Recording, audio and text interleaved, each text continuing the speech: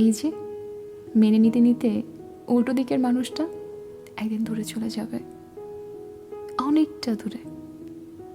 আর প্রতিবাদ করবে না, আর ঝগড়া করবে না, চোখে জল ফেলবে না, খারাপ লাগাটুকুও জানাবে না, চুপ করে সহ্য করবে সবটুকু।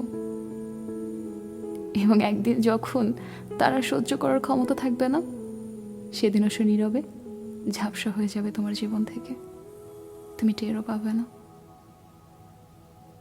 মানুষগুলো না এভাবেই হারায়, তোমরা টের পাও না, আসলেই পাও না।